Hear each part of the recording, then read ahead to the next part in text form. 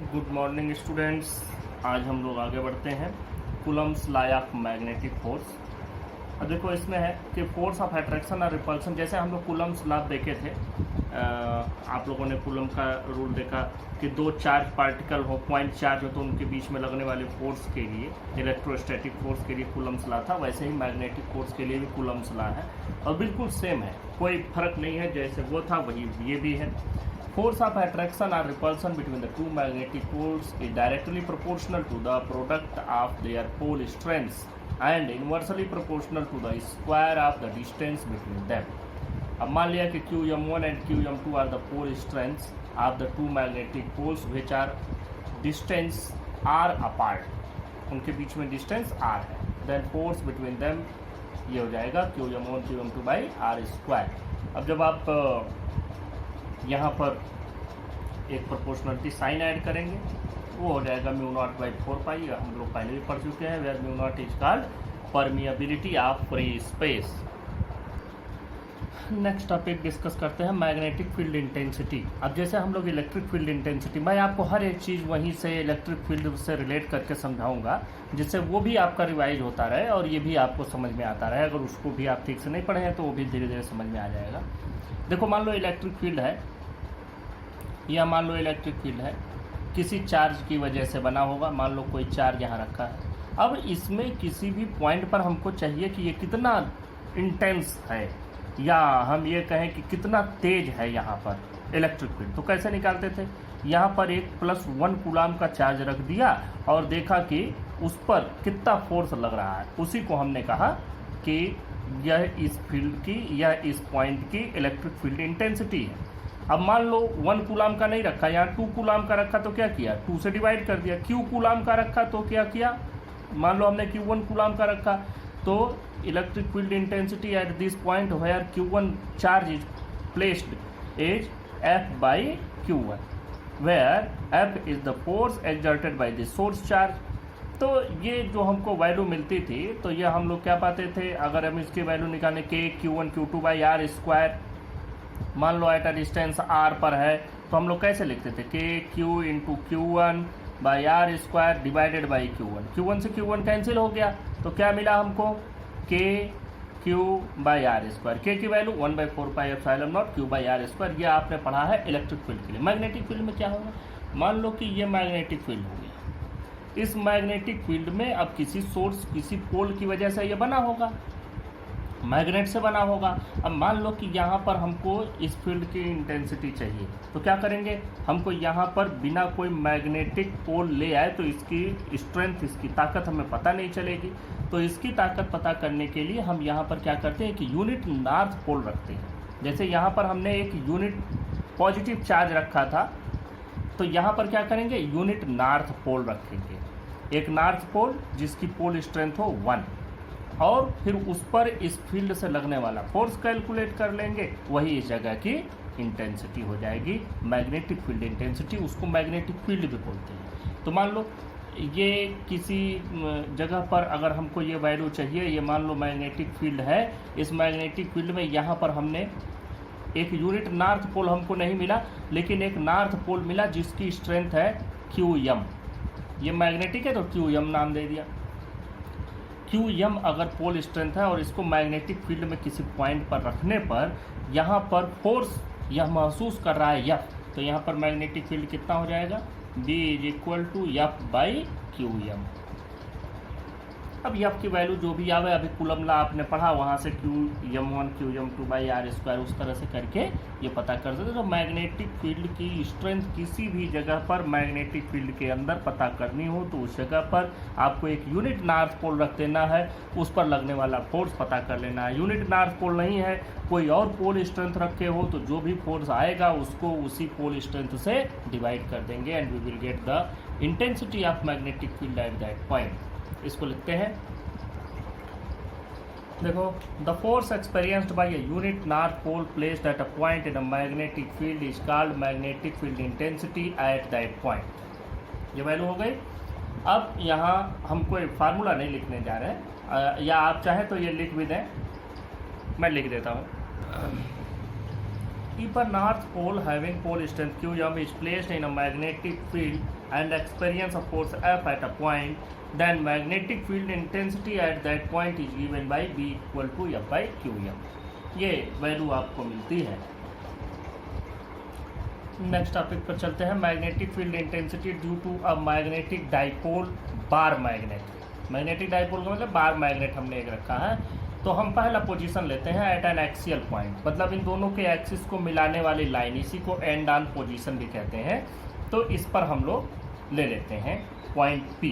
इस पॉइंट पर हमको मैग्नेटिक फील्ड की इंटेंसिटी चाहिए। तो पहले तो नॉर्थ और साउथ पोल के बीच की जो पोल जो डिस्टेंस होती है, मैग्नेटिक डिस्टेंस, इसको आप बोलते हैं एक्सिस की लेंथ, उसको हमने 2L ले लिया। मतलब यहाँ पॉइंट से इसकी डिस्टेंस L और L आधी आधी इधर हो गई। मिड पॉइंट से जो पॉइंट हमने लिया है उसको मान लिया R पर, तो ये इतनी डिस्टेंस कितनी हो गई, देखो ये पूरा यहाँ तक R है, इसमें से L ये निकल गया इतना, तो ये बचा R माइनस L, और यही ये होगा। तो ये R तो यहाँ तक है ही, इसी में L ये ऐड कर देंगे, तो ये R प्लस कर पूरा। तो अब हमको इस जगह पर पोल स्ट्रेंथ चाहिए, मैग्नेटिक फील्ड चाहिए। Let a bar magnet of pole strength QM and length 2L।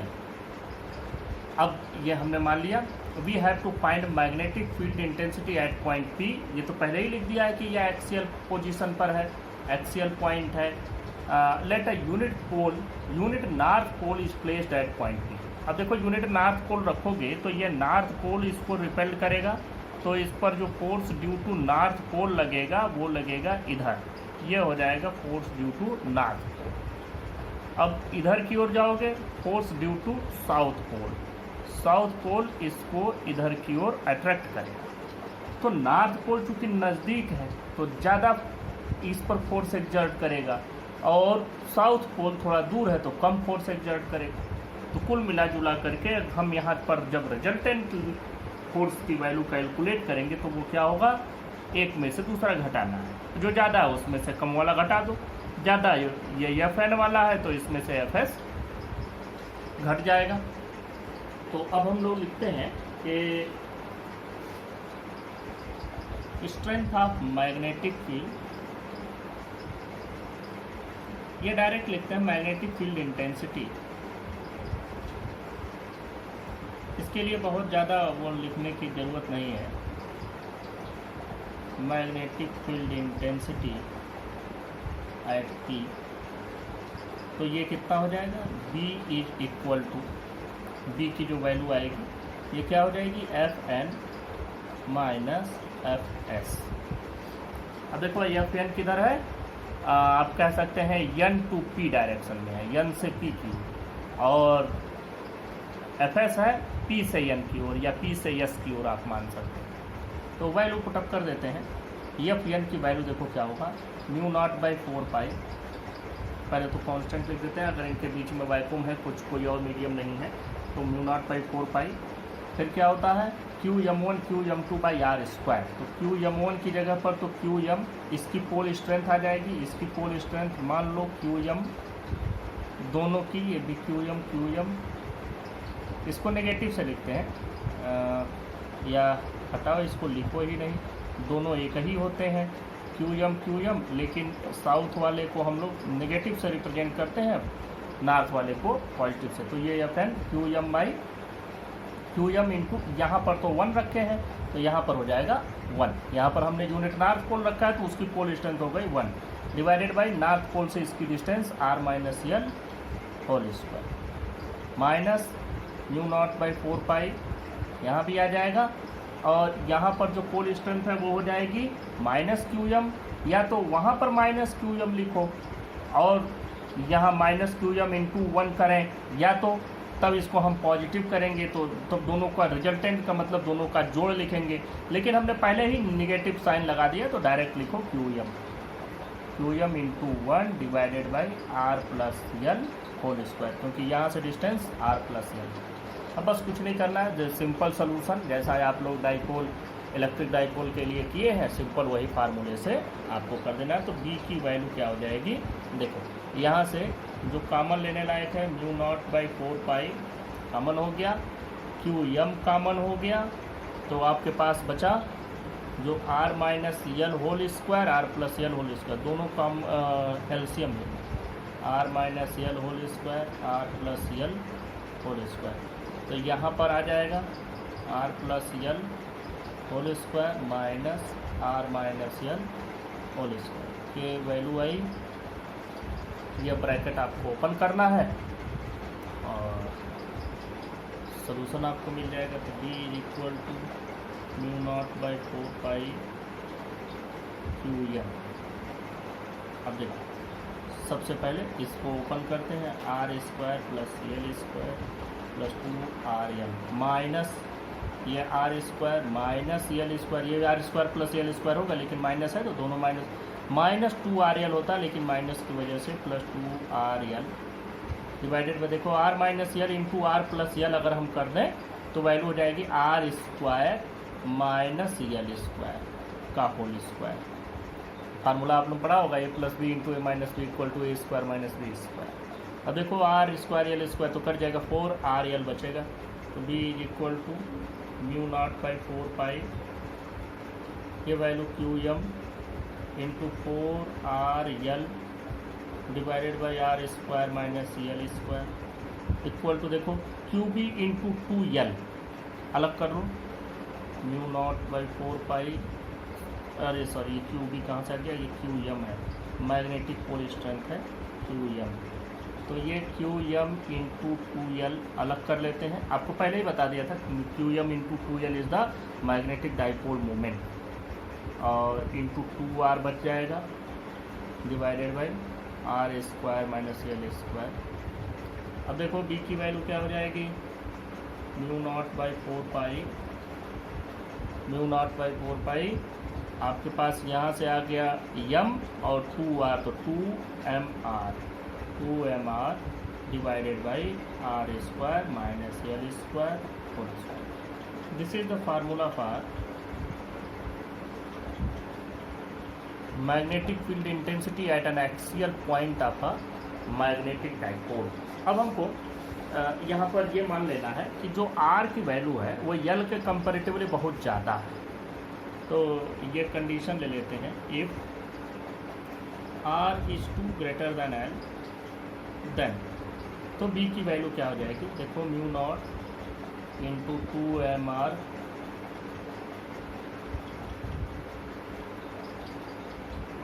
Divided by 4 pi. अब यहाँ यल हम क्या करेंगे, नेगलेक्ट कर देंगे, तो r पावर हो जाएगा 4, एक r इस r से कैंसिल हो जाएगा तो बचेगा ये आपके पास r। तो b की वैल्यू क्या आ जाएगी, b की वैल्यू आ जाएगी mu naught by 4 pi 2m by r।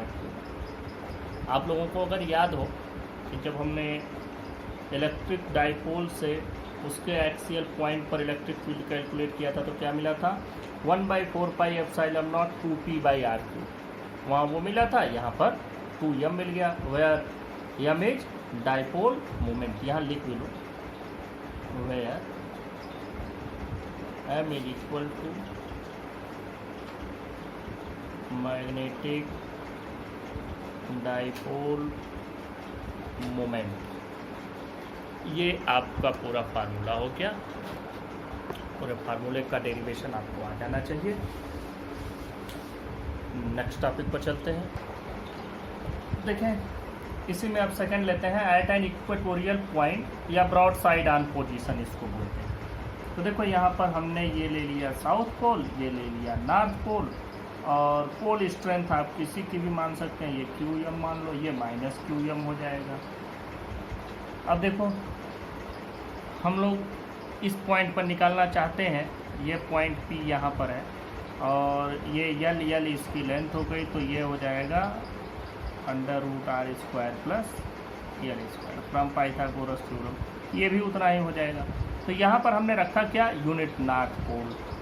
अब इस जगह पर यूनिट नॉर्थ पोल रखा है तो नॉर्थ पोल को साउथ पोल अपनी ओर खींचेगा, तो ये इस पर इधर की ओर हो जाएगा। तो यहाँ FS भी लिख सकते हैं, force due to south pole, या BS भी लिख सकते हैं, intensity of magnetic field due to south pole. यहाँ पर हमने BN intensity due to north pole. तो देखो यहाँ पर थीटा एंगल है, तो यहाँ से भी एंगल ये थीटा बनेगा, तो अब हमको क्या करना है, इन दोनों को जोड़ना है। भाई दो मिल गए ना, तो दो जोड़ने के लिए आपको क्या करना होगा, यहाँ से देखो हम लोग यूज करेंगे पैरेललोग्राम मेथड। पैरेललोग्राम मेथड का मतलब कि यहाँ से एक लाइन इसके पैरेलल ड्रा करो, एक लाइन इसके पैरेलल हम लोग ड्रा कर देते हैं और एक लाइन इसके पैरेलल ड्रा कर देते हैं, और ये दोनों जिस जगह पर जा कर के मिलते हैं यही यहाँ पर आपको डायरेक्शन देगा, यही बताएगा कि व्हाट इज द रिजल्टेंट। तो यहाँ पर ये हो गया बी की वैल्यू। तो अब हमको यही दोनों का रिजल्टेंट यहाँ पर निकाल लेना है। तो यहाँ पर ये भी जितना है उतना ही ये है, तो ये एंगल थीटा है, तो ये एंगल भी आपका थीटा ही हो जाएगा, ये वाला एंगल भी थीटा ही हो जाएगा, तो इसको भी थीटा ही लिख देते हैं। ये एंगल भी थीटा हो गया, ये यल हो गया, ये भी यल हो गया। तो अब देखो ये एंगल थीटा है, तो यहाँ से ये एंगल भी आपका थीटा बन जाएगा। इसको दोनों एंगल थीटा हो गए। दोनों एंगल थीटा इसलिए भी हो गए क्योंकि ये तो दोनों साइड एक जैसे हैं, तो इनके बराबर सामने के एंगल्स भी सेम होंगे, तो ये भी थीटा ये भी थीटा, तो ये दोनों भी थीटा हो जाएंगे। अल्टरनेट एंगल भी आप देख सकते हैं, सिमिलर एंगल देख सकते हैं। तो यहाँ पर देखो जब BN और BS को जब हम रिजोल्यूट करेंगे, मैंने इसकी डिटेल्स भी यहाँ लिख दी है आप लोगों के लिए, हम BS को रिजोल्यूट करेंगे तो BS cos थीटा इधर जाएगा और BS sin थीटा यहाँ आएगा। मैं बना नहीं रहा हूँ उसको। फिर BN को आप रिजोल्यूट करेंगे तो BN cos थीटा यहाँ जाएगा और BN sin थीटा यहाँ आएगा, वो भी हम नहीं बना रहे। तो देखो BN sin थीटा यहाँ रहेगा और BS sin थीटा नीचे होगा।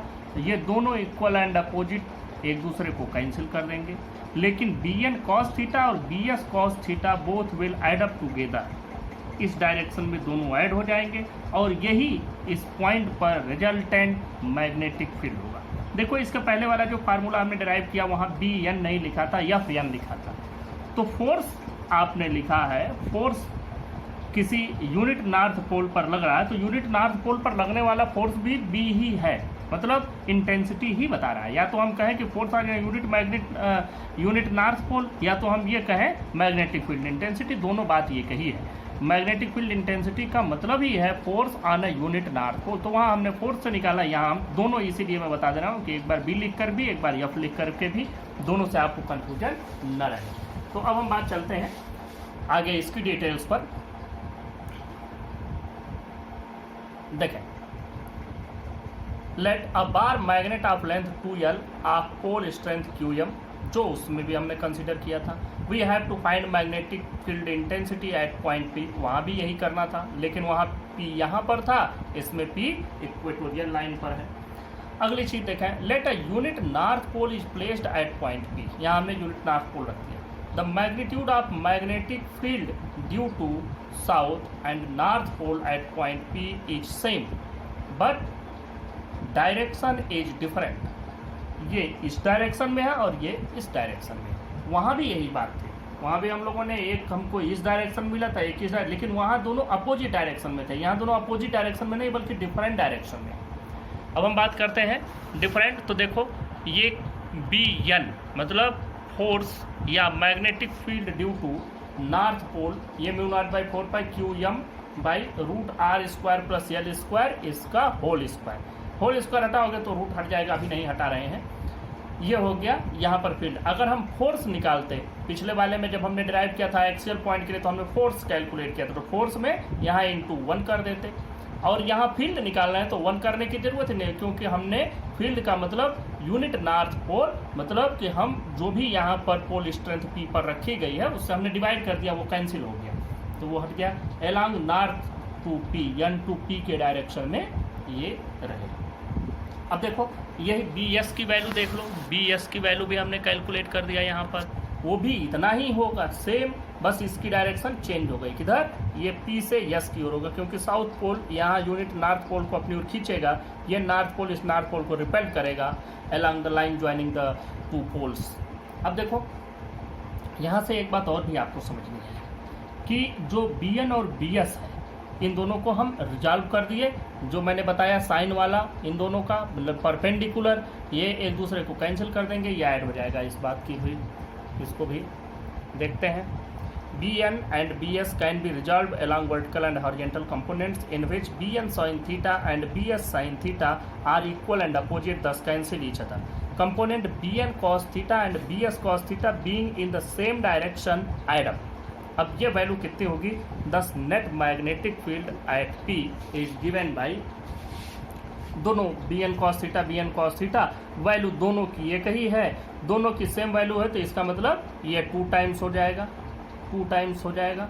अब ये 2 टाइम्स हो गया। अब वैल्यू हमको पुटअप करनी है यहाँ पर। देखो ये इंटू ये प्लस ये दोनों एक जैसे ही हैं, कॉस थीटा यहाँ बिकॉज सारे टर्म्स एक हैं तो इसको 2 कर दिया। देखो म्यू नॉट बाई 4 पाई हम जैसे लिखते थे वैसे लिखते हैं, म्यू नॉट बाई 4 पाई। देखो दूसरी चीज़ है क्यू एम भी लिख देते हैं, divided by R square plus L square, ये भी लिख देते हैं। अब यहाँ पर इंटू 2 भी है, ये 2 हम इधर कर दिए।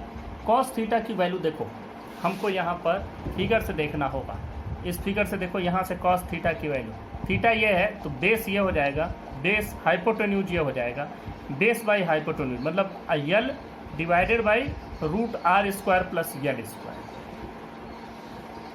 तो हम लोग इसको लिख देते हैं L divided by root R square plus L square, ये वैल्यू हमने रख दी।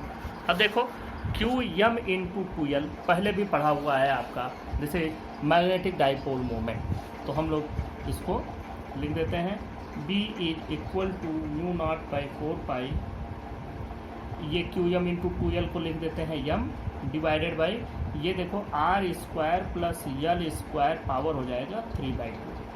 कैसे हो जाएगा? ये पावर 1 और रूट का मतलब 1/2, तो 1 प्लस 1/2 मतलब कितना? 3/2।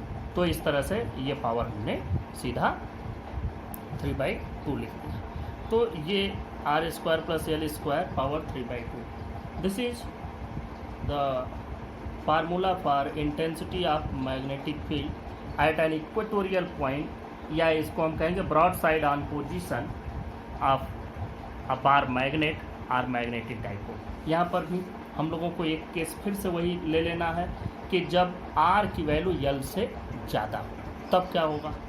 यहाँ लिख देते हैं if R is too greater than L, then देखो B इज इक्वल टू क्या हो जाएगा? म्यू नॉट बाई 4 पाई, ये वैल्यू हो गई एम बाई, देखो आर इसका ये तो ख़त्म हो गया, ये तो चीज़ ख़त्म हो गई यल स्क्वायर, तो बचा आर स्क्वायर पावर 3/2, तो 2 से 2 कैंसिल, बचेगा M by R cube. This is the formula for the magnetic field at an equatorial point of an magnetic dipole. ये वैल्यू जो आपको मिल रही है देखो, वहाँ इसके पहले एक्सियल पर 2m मिला था, यहाँ इक्वेटोरियल पर हमको मिला है m, मतलब कि ये वैल्यू एक्सियल वाले वैल्यू की आधी है। तो हम इसको भी लिख लेते हैं अपने रिजल्ट में, यहीं पर लिख लेते हैं 10 B axial is equal to, देखो B एक्सियल क्या है? ये इक्वेटोरियल पर उसका आधा मिल रहा है, मतलब B एक्सियल इक्वेटोरियल वाले का 2 गुना है। तो हम लिख सकते हैं 2 इंटू B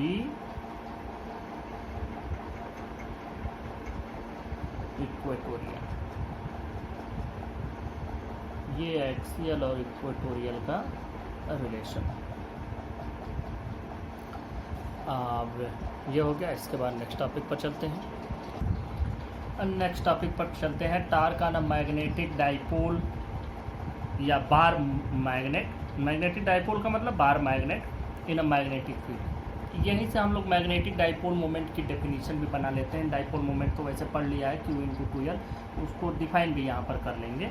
देखो यहाँ पर ये मैग्नेटिक फील्ड हो गया, ये B हो गया मैग्नेटिक फील्ड, अब बी मैग्नेटिक फील्ड है, मतलब यहाँ कहीं नॉर्थ पोल होगा और यहाँ कहीं साउथ पोल होगा, तब तो ये नॉर्थ से साउथ की ओर मैग्नेटिक फील्ड है, क्योंकि magnetic field lines always directed from north to south, it starts from north and moves to south. तो ये नॉर्थ साउथ हो गया। इसमें हमने एक डाइपोल रख दिया, डाइपोल का साउथ पोल यहाँ है, तो south pole will attracted towards north, तो ये इधर की ओर इस पर फोर्स लगेगा। नॉर्थ पोल यहाँ है, तो ये साउथ की ओर इस पर फोर्स लगेगा, तो इन पर इक्वल एंड अपोजिट फोर्स लगेगा।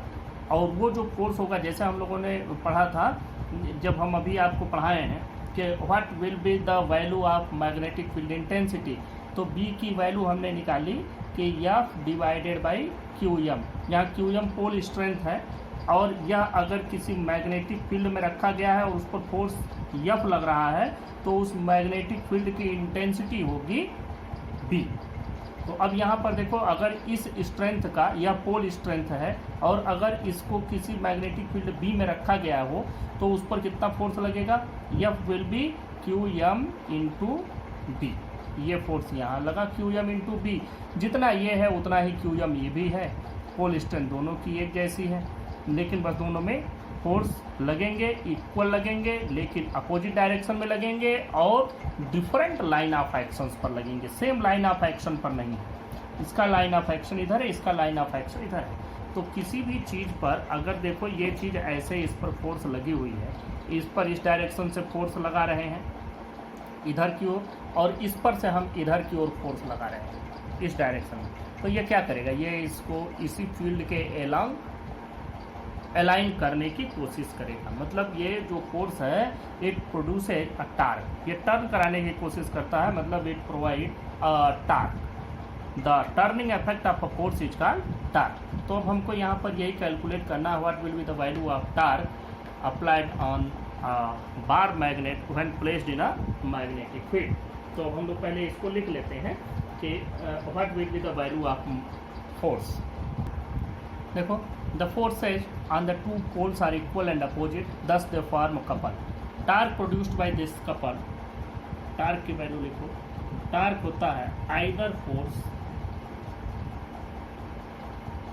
into perpendicular distance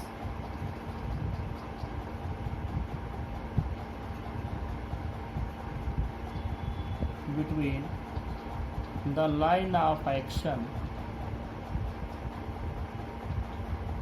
of the forces. देखो, तो टार्क की वैल्यू क्या हो जाएगी, आइदर फोर्स मतलब क्यू एम इंटू बी।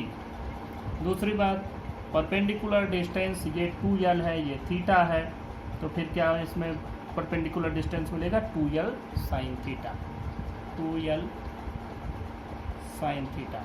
देखो, क्यू बी इंटू 2l अलग कर देते हैं, उसके बाद बी साइन थीटा अलग कर देते हैं, क्यू बी इंटू 2l मिल करके बन जाएगा एम बी साइन थीटा। तो this is the magnitude of the torque, magnitude of torque, magnitude of torque tau is equal to M B sine theta, this is magnitude. अब देखो, हमको ये पहले से मालूम है कि torque is a vector quantity. अब अगर टार्क एक वेक्टर क्वांटिटी है, इधर डाइपोल मोमेंट हमने निकाला, magnetic dipole moment, this is also vector quantity, magnetic field also a vector quantity, and their product is with a sine of angle between them, therefore it is a vector product of magnetic dipole moment and magnetic field intensity. Thus we can also write in the vector form tau is equal to m cross d. In the vector form, यहाँ दो cases की study कर लेते हैं। Case 1, if theta is equal to 0 degree, मतलब कि जिस direction में मैग्नेटिक फील्ड है उसी डायरेक्शन में हम लोग इसको डाइपोल को या बार मैग्नेट को ऐसे रख देते हैं, मतलब यम और बी का एंगल एक हो जाए। तो यम की एंगल क्या होती है, यम की एंगल होती है फ्रॉम साउथ टू नॉर्थ, और बी की एंगल, बी का डायरेक्शन होता है, यम का डायरेक्शन होता है फ्रॉम साउथ टू नॉर्थ, और मैग्नेटिक फील्ड की डायरेक्शन होती है फ्रॉम नॉर्थ टू साउथ। अगर दोनों ऐसे हो जाए, इसी को हम घुमा के यहाँ रख दें, साउथ यहाँ नॉर्थ यहाँ, मैं अलग फिगर बना के समझा देता हूँ। If theta is equal to 0 degree, मतलब ये कंडीशन हो जाए, ये हो गया मैग्नेटिक फील्ड, और ये हमने रख दिया साउथ नॉर्थ, तो यम की डायरेक्शन भी इसमें आपको यही मिल गई। तो दोनों की डायरेक्शन 0, इस कंडीशन में torque is equal to M B sine 0, मतलब टार्क इज इक्वल टू 0। दूसरे केस 2 पर चलते हैं। केस 2 पर if theta is equal to 90 degree then tau is equal to M B sine 90, मतलब M into B.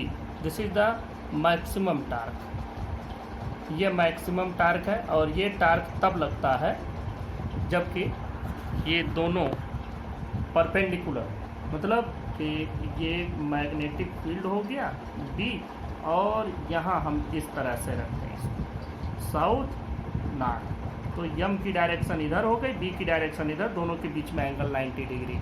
This condition, in this condition the bar magnet will experience maximum torque, and in this condition bar magnet will experience no torque or minimum torque। यहाँ से देखो torque की value हमको मिली, tau is equal to M B.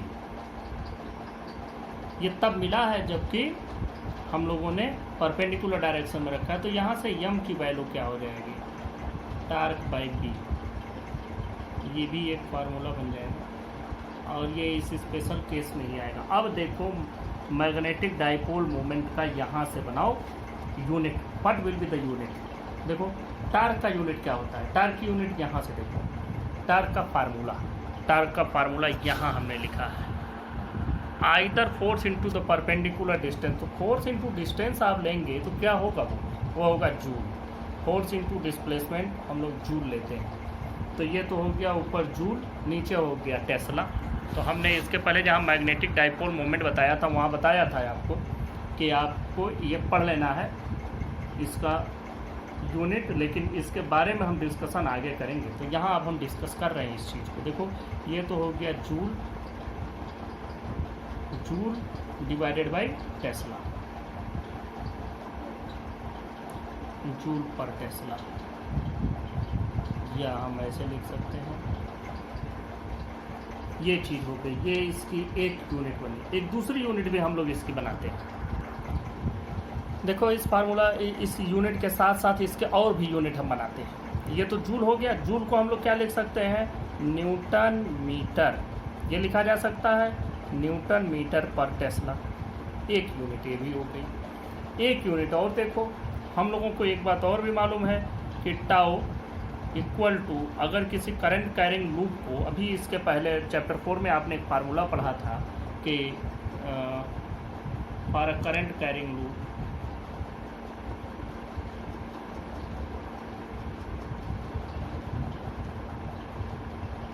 For a current carrying loop, इसको ये भी रख दो कि ये placed in a magnetic field, placed in a uniform magnetic field,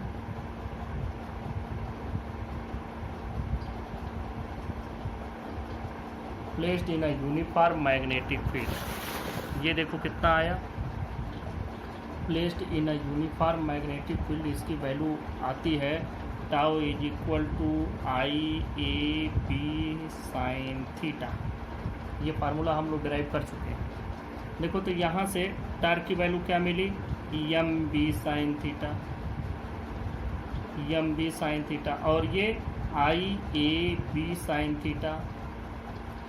अब जरा सा और समझो, साइन थीटा कट जाएगा, बी से बी कट जाएगा, क्या बचेगा, यम की वैल्यू बचेगी किसके बराबर, ये बी साइन थीटा से कट गया, तो ये यम की वैल्यू बची आई ए के बराबर। आई ए के बराबर बची मतलब क्या, आई एम्पियर, ये मीटर स्क्वायर। तो this is another unit of M is equal to I A, ये भी बना लेना। This is another unit of magnetic dipole moment. वही बताया, जब पहली बार हमने बताया मैग्नेटिक डाइपोल मोमेंट तो वहाँ डायरेक्ट आपको मैंने इसके यूनिट लिखवाए थे, बताया नहीं था कहाँ से आया, मैंने बताया आगे बताऊँगा, यहाँ ही बता रहा हूँ। तो यहाँ समझ लो इन दोनों तरीक़ों से आपको ये फार्मूला मिल जाएगा। यहाँ से एक और बात आपको समझ लेनी चाहिए कि मान लो कि ये मैग्नेटिक फील्ड हुआ और इसमें हमने किसी भी मैग्नेट को रखा, जैसे आप कंपास की भी बात कर सकते हैं। तो आप कंपास जैसे लेकर के आते हैं, मान लो ऐसे कंपास आपने लिया, उसमें निडल ऐसे लगी हुई है, ये कंपास हो गया, ये निडल हो गया। तो जब आप कहीं भी ले आते हैं तो ये निडल ऐसे ऐसे घूमना चालू कर देती है और एक जगह तुरंत नहीं रुक जाती है कि जैसे आप ले आए नॉर्थ साउथ डायरेक्शन में तुरंत कायदे से रुके, नहीं, ये ऐसे ऐसे घूमना चालू कर देती। तो वो क्यों होता है, ज़रा ये भी बात करते हैं। जैसे देखो यहाँ नॉर्थ रहा होगा, यहाँ कहीं साउथ रहा होगा, तब ये मैग्नेटिक फील्ड बना है।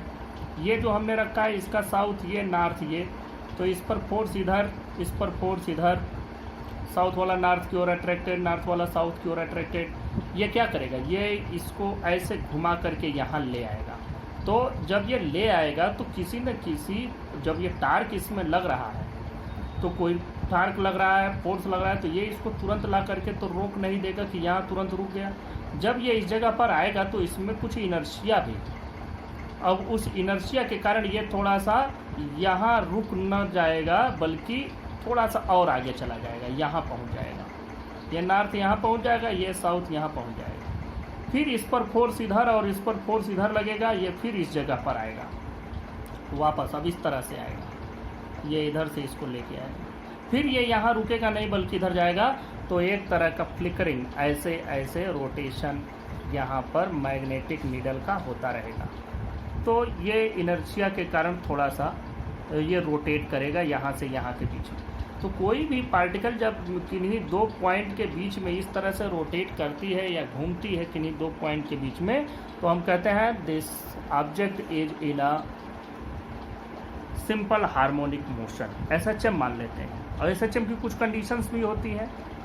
तो यहाँ पर भी यही चीज़ होगा, यह जैसे ही यहाँ पर पहुँचा तो ये थोड़ा और आगे चला गया, आगे चला गया तो इस पर काउंटर टार्क लगा, वापस इसको यहाँ ले जाने के लिए टार्क लगा, और फिर ड्यू टू इनर्शिया ये थोड़ा और आगे चला गया, आगे चला गया, फिर वापस ले आएगा। तो इस तरह से इस पर काउंटर टार्क भी लगता रहेगा। तो हम लोग इसमें ये भी रिप्रेजेंट कर सकते हैं कि the motion of bar magnet in a magnetic field is a simple harmonic motion. वो भी देख लेते हैं, वो भी देख लेंगे तो आपके लिए आगे कॉम्पिटिटिव एग्जाम्स के लिए अच्छा रहेगा। यहाँ भी आपके बोर्ड एग्जाम्स में इससे रिलेटेड क्वेश्चन पूछे जा सकते हैं, तो उसको भी हम लोग लगे हाथ देख लेते हैं, क्योंकि ये टॉपिक डिस्कस किया जा रहा है तो यहीं पर उसको भी देख लेते हैं। पहले इसकी एक डेफिनेशन बना लेते हैं, अभी तो यूनिट हमने बनाया है, अब मैग्नेटिक डाइपोल मोमेंट की एक डेफिनेशन लिख करके तब इसको देखते हैं। इसके लिए हम लोग ये लेते हैं कि when theta is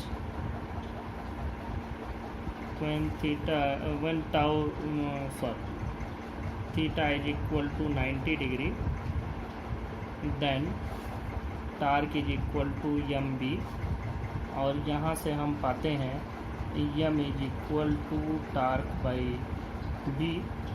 ये फार्मूला अभी हमने बनाया था, यहीं से बनाते हैं। if b is equal to 1 then m is equal to torque। यहाँ से क्या हुआ कि अगर किसी यूनिट स्ट्रेंथ के मैग्नेटिक फील्ड में एक मैग्नेट को परपेंडिकुलर डायरेक्शन में रखा गया हो तो उस पर लगने वाला टार्क उसके मैग्नेटिक डाइपोल मोमेंट के बराबर होता है। तो हम लोग इसी डेफिनेशन को लिख लेते हैं। अब इसका डेफिनेशन देख लें। When theta is equal to 90 degree then tau equal to M B, M equal to tau by B. अब इसमें भी if B equal to 1 then magnetic dipole moment is equal to torque. देखो, magnetic moment is numerically equal to the torque acting on magnet when placed perpendicular to a uniform magnetic field of unit strength. This is the definition of torque and these are the two. यहाँ से आपको 2 unit मैंने बताए, 3 unit बताए। These are the 3 units, ampere metre square, joule per tesla, newton metre per tesla. These are the basically these are the 2, joule per tesla and ampere metre square. These are the 2 units of SI units of magnetic dipole moment. देखें, if a magnetic needle of magnetic moment M and moment of inertia I is suspended in a uniform magnetic field B and allowed to oscillate, then torque कितना होगा इस पर? Torque होगा mb sin theta.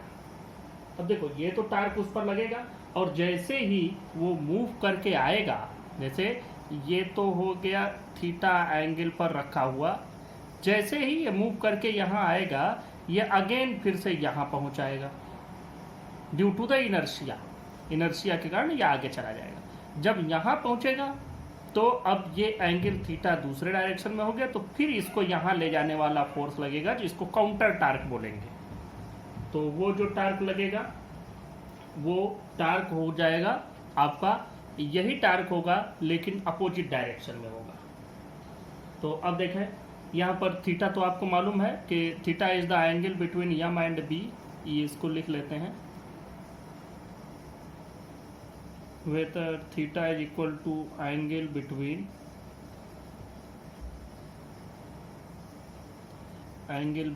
M and B।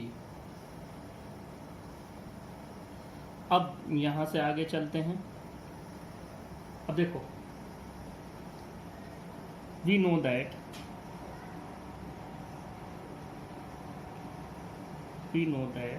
tau is equal to I alpha। Torque की value जैसे F is equal to M में हम लोग लिखते हैं, तो जब हम रोटेशनल मोशन में आते हैं तो रोटेशनल मोशन में फोर्स की जगह टार्क लिखते हैं, मास की जगह इनर्शिया हो जाता है, मोमेंट ऑफ इनर्शिया हो जाता है, ए की जगह एंगुलर एक्सेलरेशन अल्फा हो जाता है। तो tau is equal to I alpha हो जाएगा। और अब जब हम इसको यहाँ पर लिखेंगे तो देखो, तो इसको हम लोग ये भी लिख सकते हैं आई d2 theta by dt square. ये भी आपके समझ में आ रहा होगा। क्यों? क्योंकि अल्फा इज इक्वल टू होता है, देखो, alpha is equal to rate of change of angular velocity. Angular acceleration का मतलब कि rate of change of angular velocity, और एंगुलर वेलोसिटी की जो वैल्यू होती है वो क्या होता है? वो होता है d by D t of d theta by D t, मतलब rate of change of angular displacement is omega. तो यहाँ से ये d2 theta by D T square भी हम लोग लिख सकते हैं। अब यहाँ जो इसका रेस्टोरिंग टार्क होगा, वह टार्क जो लगेगा वो देखो, रेस्टोरिंग टार्क जो उसको वापस ले जाने के लिए, मीन पोजीशन पर ले जाने के लिए जो टार्क लगेगा वो वैल्यू हो जाएगी विल बी, अब ये टार्क की value I d2 theta by D T square, और यही वैल्यू हो जाएगी minus M B sine theta के। नेगेटिव साइन यहाँ पर ये रिप्रेजेंट कर रहा है कि जो टार्क निडल पर लग रहा है वो मैग्नेटिक फील्ड में is a restoring torque. Negative sign represent that torque और needle due to magnetic field is a restoring torque. इसको नेगेटिव साइन लिख भी लो, negative sign represent that torque is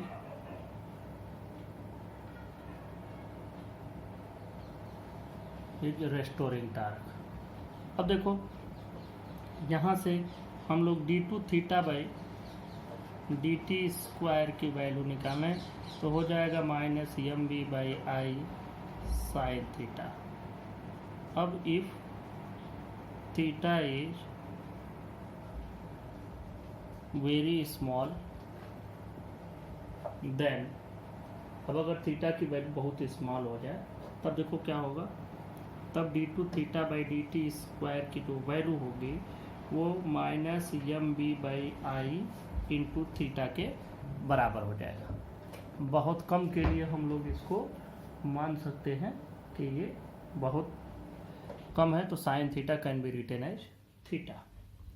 अब यहाँ से आप देखें, मैग्नेटिक मोमेंट ये constant value Q into Q M into 2L पर डिपेंड करेगा, ये चेंज नहीं होगा।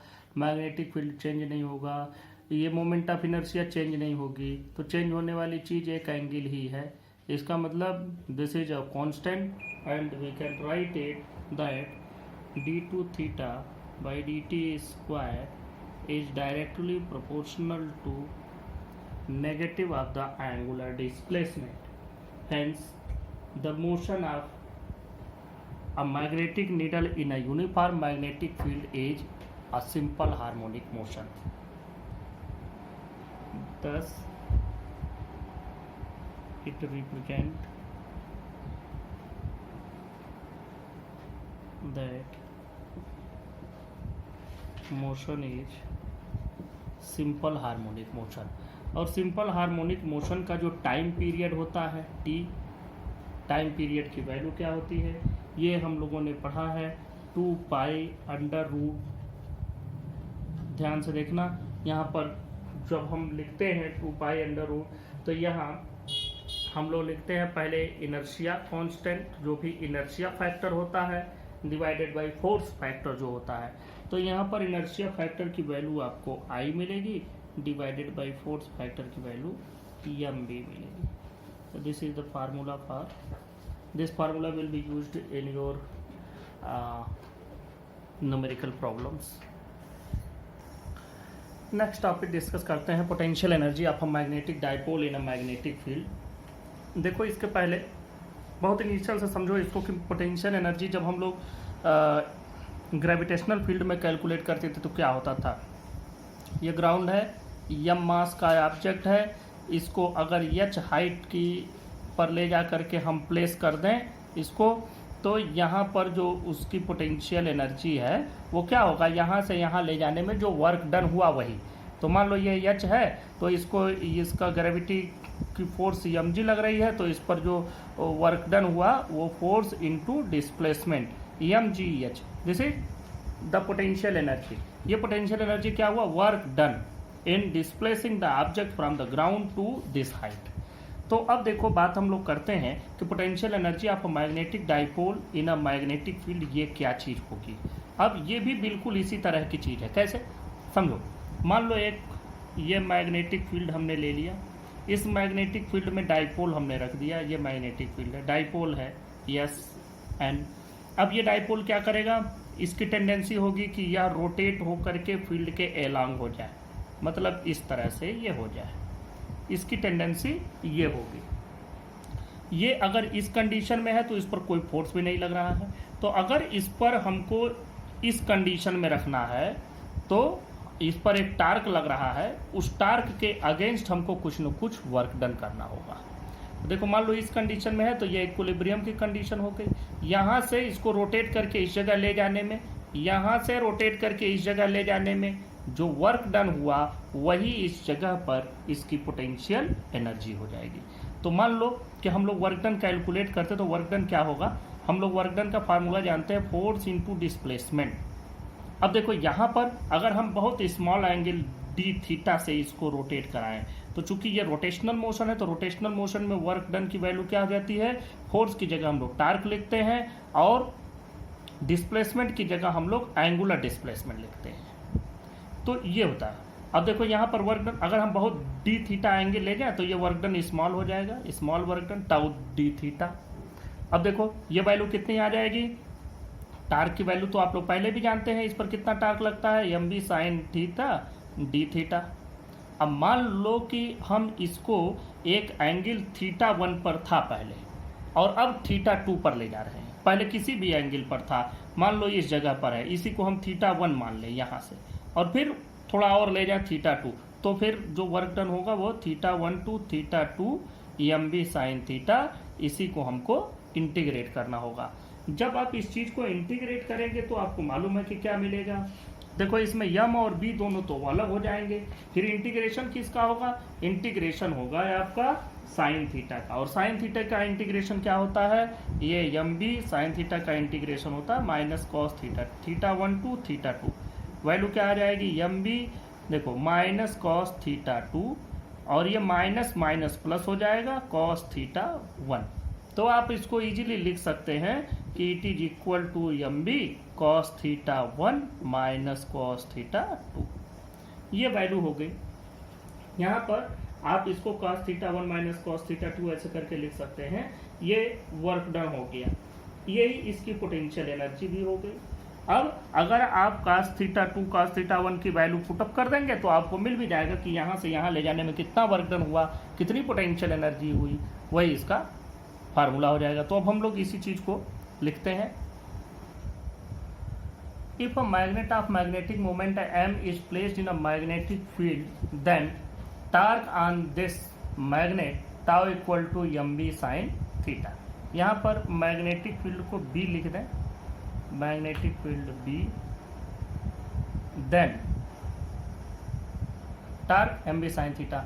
If the magnet is rotated against this torque then work has to be done. This work done is stored as potential energy of the dipole. तो D W is equal to tau D theta. यह हमने समझा, small work done for small rotation. तो if the dipole is rotated from theta 1 to theta 2 then total work done is equal to tau d theta between the limit theta 1 to theta 2। बात करते हैं M B sine theta D theta theta 1 to theta 2। M B अलग करते हैं, sine theta का integration होता है minus cos theta theta 1 to theta 2। Value रखते हैं, work done is equal to M B minus cos theta 2 minus फिर minus cos theta 1। ये वैल्यू आपको मिलती है और इसको हम लोग लिख सकते हैं M B cos theta 1 minus cos theta 2। ये वर्क डन हुआ, इसको अभी नहीं बनाते हैं, यहाँ लिख भी देते हैं this work done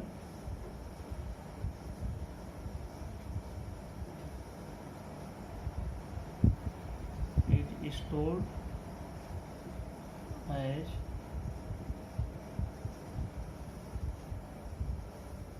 potential energy. तो potential energy U is equal to M B cos theta 1 minus cos theta.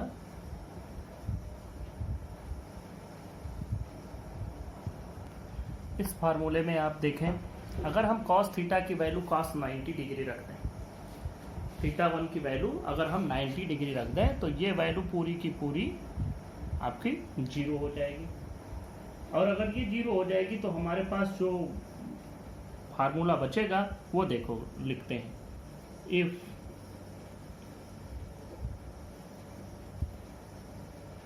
Direct लिखो, if theta is equal to 90 degree, मतलब इनिशियली कैसे रखा गया है ये समझ लो। ये मैग्नेटिक फील्ड की डायरेक्शन हो गई और ये साउथ और नॉर्थ इस तरह से इनिशियली रखा गया है जिससे एम और बी के बीच का एंगल 90 डिग्री हो। Then U is equal to M B cos 90 minus cos theta, और थीटा 2 को हम लोग थीटा माने हैं। देन तो अब U की वैल्यू कितनी हो जाएगी, ये तो जीरो, ये minus M B cos theta, ये वैल्यू हो जाएगी अगर शुरुआत में उसको परपेंडिकुलर डायरेक्शन में रखा गया हो तो। इसमें एक चीज़ और कर सकते हैं कि ये दोनों के दोनों कॉस थीटा के साथ मल्टीप्लाई हो रहे हैं, ये स्केलर क्वांटिटी है तो मतलब ये डॉट प्रोडक्ट है, तो U can also be written as minus M dot B. This is also a formula. देखो ये फार्मूला हम लोगों ने डिराइव किया, इसमें एक केस भी डिराइव कर लेते हैं। If theta is equal to 0 degree then potential energy is equal to minus M B cos 0। Cos 0 की वैल्यू होती है 1, तो ये वैल्यू हो जाएगी माइनस एम बी। अब पोटेंशियल एनर्जी नेगेटिव आ रही है तो इसको हम लोग कहते हैं stable equilibrium. This is called stable equilibrium.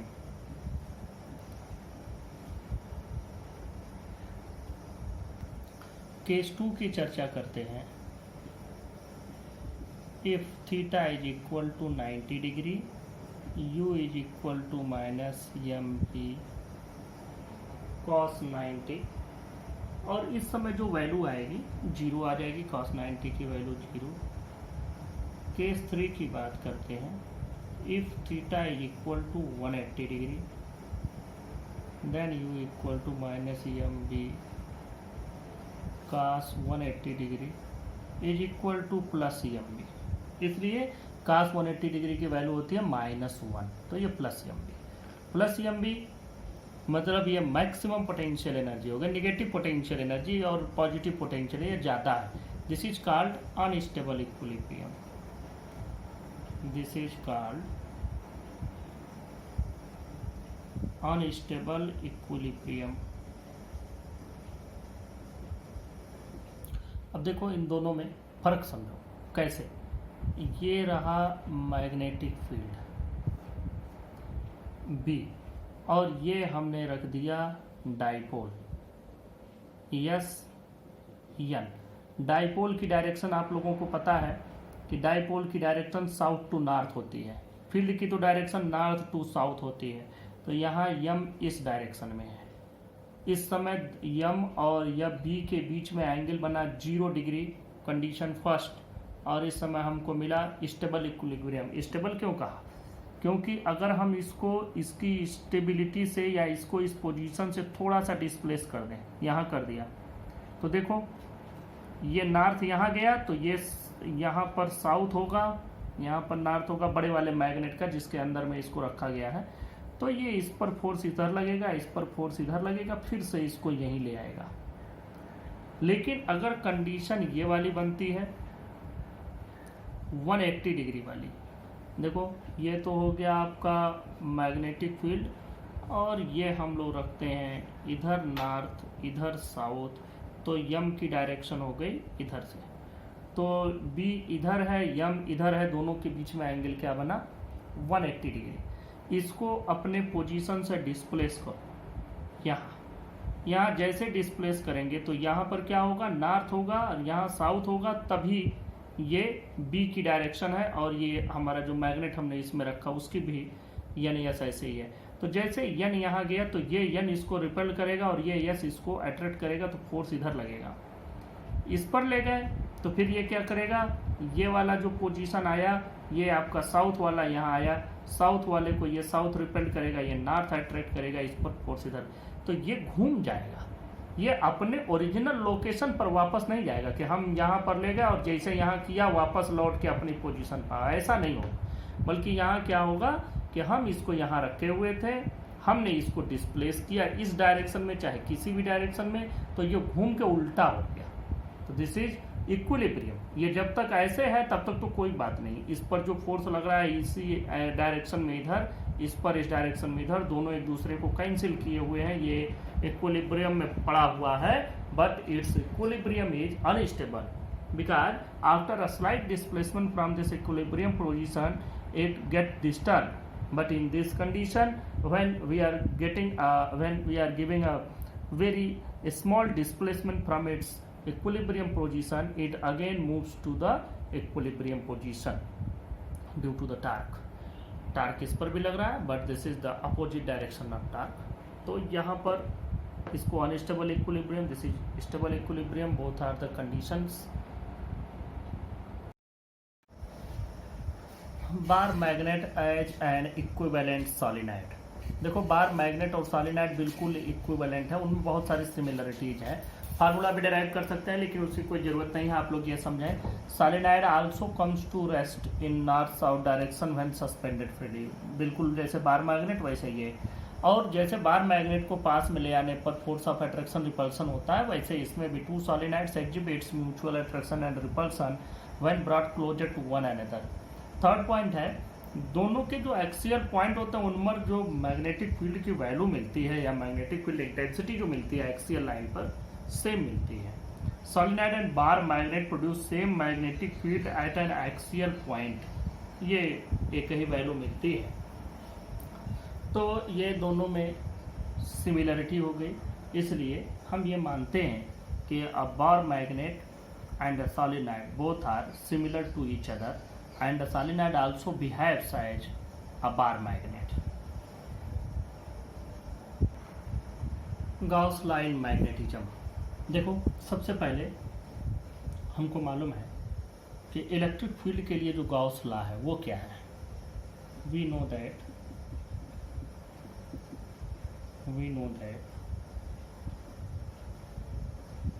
Gauss law of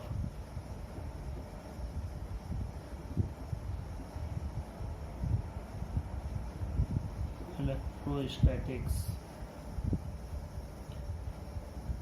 Gauss law of electrostatic लिखो या चाहे इलेक्ट्रिक फील्ड लिखो, Gauss law of electric field. हम लोग जानते हैं कि जो इलेक्ट्रिक फ्लक्स होता है उसकी वैल्यू Q/ε0 के बराबर होती है, या surface integration E.ds is equal to Q/ε0। और फॉर एन इलेक्ट्रिक डाइपोल, अगर हम बात करें फॉर एन इलेक्ट्रिक डाइपोल के लिए जो इसकी वैल्यू होगी ये हो जाएगी E.ds इज इक्वल टू 0, क्योंकि जितना चार्ज उसमें पॉजिटिव होगा, अब एक इलेक्ट्रिक डाइपोल मतलब -Q +Q दोनों को एक किसी भी बॉक्स में किसी शेप के बर्तन में बंद कर दो तो उसमें टोटल चार्ज कितना हुआ, डाइपोल का टोटल चार्ज क्या आएगा, 0। तो इसका मतलब ये टोटल चार्ज 0 हो गया, तो ये पूरी वैल्यू 0। अब बात करते हैं मैग्नेट की। मैग्नेट तो डाइपोल के अलावा एग्जिस्ट ही नहीं करता, तो जब भी एग्जिस्ट करेगा मैग्नेट को, तो एक एटम का भी मैग्नेट बना दो तो भी उसमें नॉर्थ और साउथ पोल दोनों रहेंगे। तो मैग्नेट तो हमेशा डाइपोल में ही एग्जिस्ट करता है। Since a magnet always exist in dipole, thus इसके लिए क्या हो जाएगा, B.ds की जो वैल्यू होगी वो हो जाएगी 0। B.ds की वैल्यू 0 हो जाएगी। तो this is the Gauss theorem और गॉस लॉ फॉर मैग्नेटिज्म। तो गॉस लॉ मैग्नेटिज्म को हम लोग ऐसे भी लिख सकते हैं कि the surface integral of magnetic field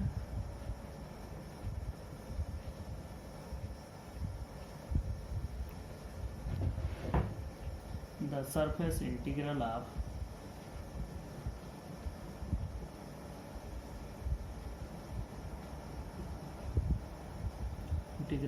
magnetic field over a closed surface